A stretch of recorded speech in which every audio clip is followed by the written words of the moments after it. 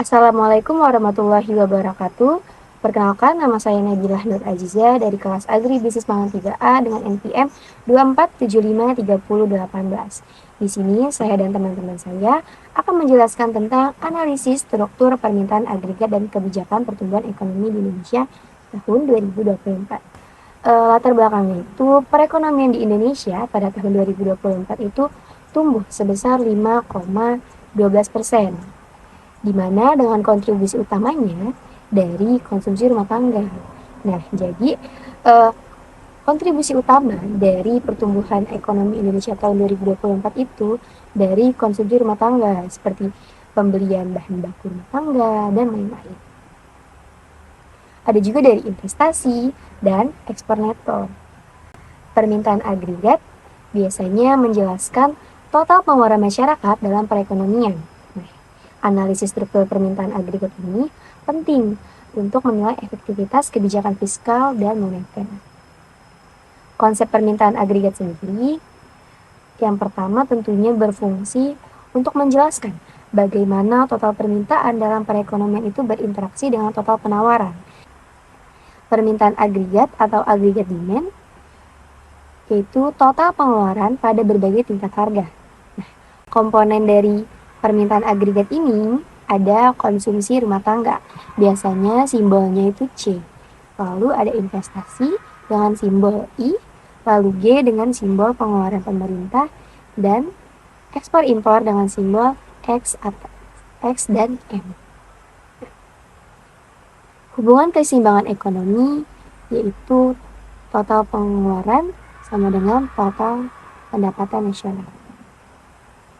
Jika ekspor lebih besar dari impor, maka pendapatan nasional itu bertambah. Tapi jika impor yang lebih besar daripada ekspor, maka terjadi kebocoran ekonomi di negara tersebut. Selanjutnya, fungsi konsumsi dan multiplier. Menurut teori Keynes, konsumsi itu dipengaruhi oleh tingkat pendapatan disposable, yaitu pendapatan yang diterima masyarakat setelah dikurangi pajak. Nah, jadi total pendapatan masyarakat ini dikurang nih sama pajak-pajaknya itu.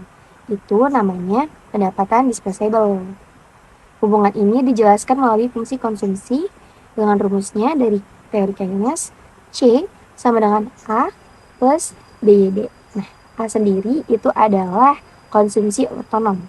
B yaitu MPC, di mana marginal propensity to consume. YD pendapatan setelah pajak.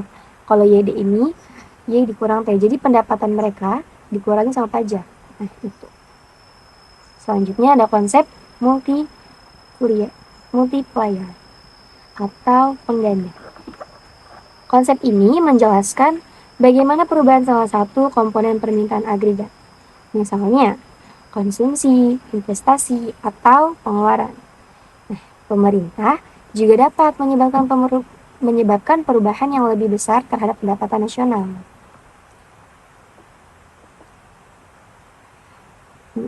Jadi, fungsi multiplier ini menunjukkan dampak pengeluaran terhadap pendapatan nasional. Selanjutnya ada investasi. Investasi adalah pengeluaran untuk membentuk modal dan kapasitas produksi, di mana faktor pengaruhnya itu ada tingkat bunga dan harapan keuntungan. Kemudian investasi penting untuk mendorong pertumbuhan jangka panjang dan memperluas lapangan kerja di Indonesia. Selanjutnya pengeluaran pemerintah. Perannya adalah salah satu komponen kunci dalam permintaan agregat. Menggerakkan ekonomi melalui belanja publik, infrastruktur, pendidikan, dan kesehatan. Kebijakan fiskal. Kebijakan ekspansif meningkatkan belanja untuk mendorong pertumbuhan, sementara kebijakan kontraktif mengurangi belanja untuk mengendalikan inflasi. Kemudian di sini kita membahas ekspor dan impor, di mana ekspor meningkatkan pendapatan nasional, surplus perdagangan jika nilai ekspor neto positif. Nah, untuk impor mengurangi permintaan produk domestik, kinerja dipengaruhi oleh nilai tukar, harga global, dan daya saing produk. Struktur permintaan agregat Indonesia 2024, di mana kondisinya konsumsi rumah tangga masih menjadi motor utama ekonomi. Perlu peningkatan pada investasi dan ekspor untuk mengurangi ketergantungan pada konsumsi. Sinergi kebijakannya Kebijakan fiskal dan moneter harus saling melengkapi untuk mencapai pertumbuhan yang inklusif dan berkelanjutan. Baik, dapat disimpulkan bahwasannya pertumbuhan ekonomi 2024 stabil, yaitu 5,12% dengan dominasi konsumsi dan peningkatan investasi. Kebijakan fiskal dan moneter juga sangat penting untuk menjaga stabilitas ekonomi. Baik, yang terakhir ada rekomendasi atau strategi, yaitu yang pertama diversifikasi sumber pertumbuhan ekonomi, yang kedua tingkatkan efektivitas belanja pemerintah, yang ketiga kebijakan moneter yang adaptif, yang keempat ada perbaikan iklim investasi, dan yang terakhir ada perkuatan sinergi kebijakan fiskal dan moneter. Baik, itu saja mungkin penjelasan dari kelompok kami. Sekian, terima kasih.